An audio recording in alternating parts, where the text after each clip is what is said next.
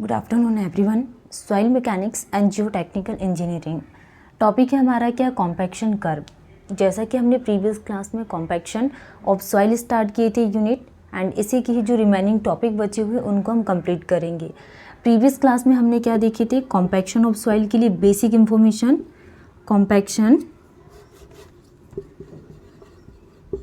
Compaction of soil होती क्या है, इसकी हमने क्या कुछ बेसिक इन्फॉर्मेशंस के बारे में डिस्कस किए। Basic information, okay. तो बेसिक इन्फॉर्मेशंस में हमने क्या देखे थे कि compaction is a process in which soil particles are rearrange artificially and packed into more closer और डेंसर स्टेट, जिसमें हम कुछ मैकेनिकल इंस्ट्रूमेंट का यूज़ करते हैं, जिसे रोलर का यूज़ किया जाता है, रोलर, रैमर एंड वाइब्रेटर। ठीक है, तो ये तीन टाइप से कुछ इंस्ट्रूमेंट का यूज़ करते हैं। तो compaction is a process in which soil particles are rearrange artificially and packed into more closer और डेंसर स्टेट में इसको रीअरेंज करती हैं। एंड कुछ इंस्ट्रूमेंट का यूज़ करती हैं, रोलर, रैमर और वाइब्रेटर्स का। तो रिजल्ट क्या क्या निकल कर आते हैं कॉम्पैक्शन करने से, जो टोटल वॉल्यूम है ये क्या होता है, decrease, void ratio decrease, total volume भी डिक्रीज़ होता है, वॉइड रेशियो भी डिक्रीज़ होता है, कंप्रेसिबिलिटी भी क्या होती है, डिक्रीज़ होती है, एंड कॉम्पैक्शन भी क्या होता है, डिक्रीज़ होता है।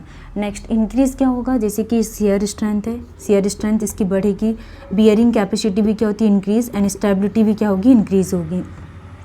तो ये हमने कुछ बेसिक्स थी, इंफॉर्मेशन थी जो प्रीवियस क्लास में डिस्कस किए थे, ओके। एंड कुछ लैब टेस्ट के बारे में डिस्कस किए थे कि अगर हम लाइट कॉम्पैक्शन टेस्ट यूज़ कर रहे हैं, heavy compaction test and standard Proctor test और मॉडिफाइड प्रॉक्टर टेस्ट, तो इनके लिए हम वॉल्यूम ऑफ मोल्ड क्या यूज़ करते हैं, and weight of hammer and weight of free fall, कितनी वैल्यू प्रेफर की जाती हैं। ठीक है, तो ये सारी चीज़ें थी प्रीवियस क्लास के बारे में। और आज के इस क्लास में हम क्या बात करने वाले हैं, कॉम्पैक्शन कर्व के बारे में, जो बहुत ज़्यादा इम्पोर्टेंट है। ठीक है, 100% यहाँ से क्या है एग्ज़ाम में क्वेश्चंस बनते हैं कॉम्पैक्शन कर्व के बारे में। तो कॉम्पैक्शन कर्व होता क्या है, अगर हम कॉम्पैक्शन कर्व के लिए बात करें तो हम सबसे फर्स्ट नंबर पे कॉम्पैक्शन कर्व को ड्रॉ करेंगे। ये क्या होगी, Y axis, and this is the X axis. ये क्या है, वाई एक्सिस, और ये एक्स एक्सिस। ठीक है, तो वाई एक्सिस में हम क्या ड्रॉ कर रहे हैं, dry unit weight, and dry unit weight किस में, मैक्सिमम में। ठीक है, तो ड्राई यूनिट वेट में हम क्या ड्रॉ करेंगे, यहाँ पे OMC। OMC क्या है, optimum moisture content, optimum moisture content. ठीक है, तो OMC क्या हो गया, ऑप्टिमम मॉइस्चर कंटेंट, ओके। इसी को हम आगे एक ड्रॉ करेंगे। ये हम कुछ थ्योरेटिकल लाइन को ड्रॉ करेंगे इसमें एक, और एक क्या प्रैक्टिकल लाइन को ड्रॉ करेंगे, थ्योरेटिकल, और एक क्या ड्रॉ कर रहे हैं हम, प्रैक्टिकल लाइन को। ये क्या ड्रॉ कर रहा है, प्रैक्टिकल लाइन, ये क्या है, theoretical. This is the line of optimum, line of optimum. 85% और 95% सैचुरेशन लाइन। ठीक है, तो ये this is the line of optimum, और ये हमारे पास क्या आ जाएगी, थ्योरेटिकल लाइन, थ्योरेटिकल लाइन, और ये प्रैक्टिकल लाइन, और ये क्या है, practical line. Theoretical line and practical line. अब हम यहाँ पे कॉम्पैक्शन कर्व को ड्रॉ करेंगे। ये क्या है, कॉम्पैक्शन कर्व, ये क्या है, कॉम्पैक्शन कर्व। ठीक है, तो this is the dry side of optimum, dry side of optimum, dry side of optimum. Dry side of optimum मतलब कि फ्लॉक्यूलेटेड स्ट्रक्चर, फ्लॉक्यूलेटेड स्ट्रक्चर,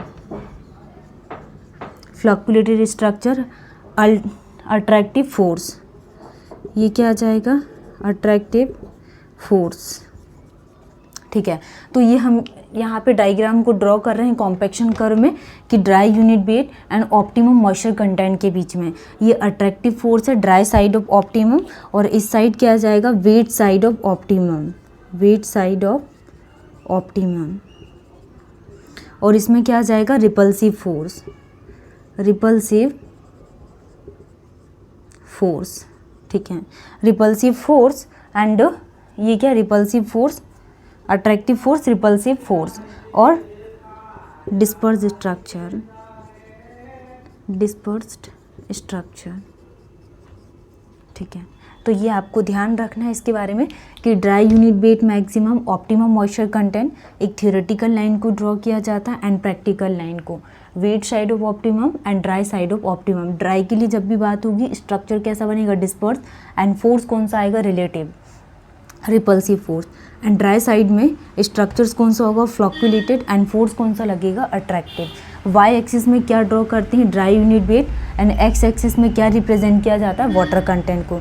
तो compaction curve is a curve in which, तो हम इसमें कुछ पॉइंट्स लिखेंगे। Compaction curve is a curve in which,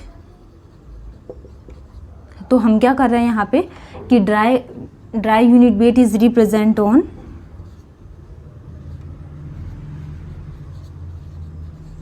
dry unit weight is represent on, dry unit weight को किस में रिप्रेजेंट किया जा रहा है, वाई एक्सिस में, and optimum moisture content is represent on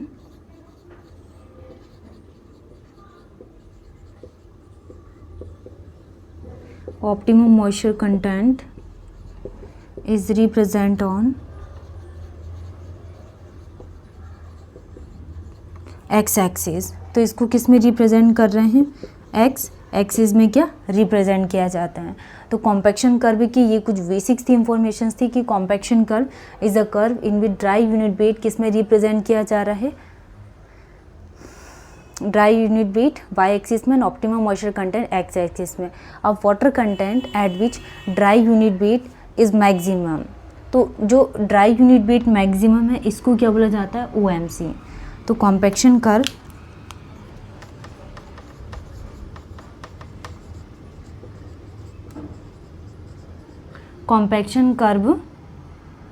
वो होता है the water content, the water content at which dry unit weight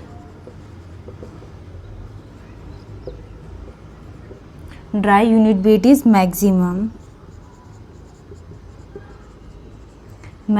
is known as optimum moisture content। तो इसको क्या बोला जाता है, optimum moisture content, OMC। ठीक है, तो ये आपको ध्यान रखना है कॉम्पैक्शन कर्व में कि compaction curve is a curve in which dry unit weight is represent on Y axis and optimum moisture content is represent on X axis. And compaction का वो कर्व होता है जिसमें जो वाटर कंटेंट है at which dry unit weight is maximum, तो इस point को क्या बोला जाता है, ऑप्टिमम मॉइस्चर कंटेंट। नेक्स्ट हम बात करने वाले हैं फाइन सॉइल की कंडीशंस के लिए हम कॉम्पैक्शन कर्व को कैसे ड्रॉ करेंगे, एंड कोर्स सॉइल के लिए।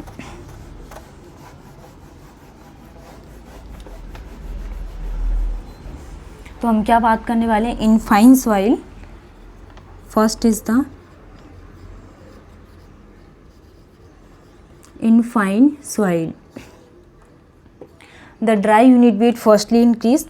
तो फाइन सॉइल में क्या होगा, जो ड्राई यूनिट वेट है, dry unit weight is firstly FIRSTLY firstly increase.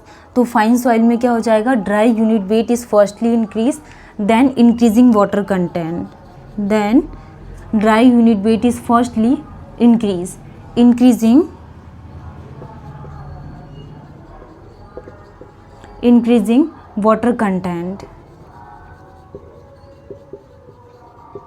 increasing water content, then reaches up to OMC, increasing water content then reaches up to maximum। ठीक है, तो हमने फाइन सॉइल में क्या देखा कि dry unit weight is firstly increase then increasing water content then reaches up to maximum. तो dry unit weight क्या हो रहा है, फर्स्टली इंक्रीज हो रहा है and then increasing water content then reaches up to maximum.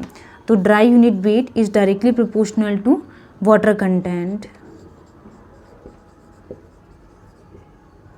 Dry unit weight is directly proportional to water content up to OMC, optimum moisture content. But after reaching maximum value,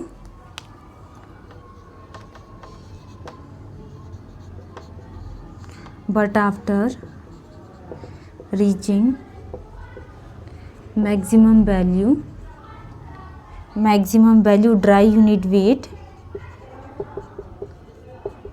start decreasing. Dry unit weight start decreasing with increasing water content.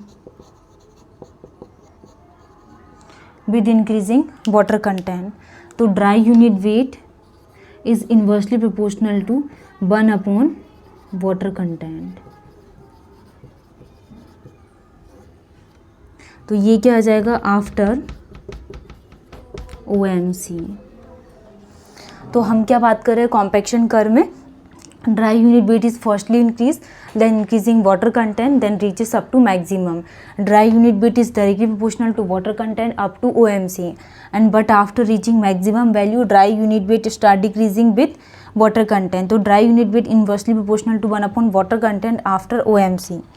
अब इसमें एक और point आप लोग लिखना कि after OMC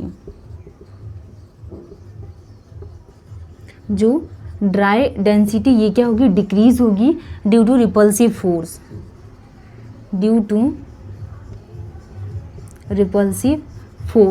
between particles के कारण। ठीक है, तो आज के इस क्लास में हमने क्या देखा, कॉम्पैक्शन कर्व के बारे में सारी इंपॉर्टेंट चीज़ थी कि फाइन सॉइल के लिए अगर हम बात करें तो ड्राई यूनिट वेट क्या होता है, पहले इंक्रीज होता है एंड वाटर कंटेंट भी इंक्रीज होता है, रीचेस अप टू मैक्सिमम। तो dry unit weight is directly proportional to water content up to OMC but after reaching maximum value dry unit weight start decreasing with increasing water content. तो dry unit weight is inversely proportional to 1 upon water content. After OMC dry density decrease होती है due to repulsive force between particles के बीच में। तो thank you everyone, next class में हम new topic के साथ मिलेंगे।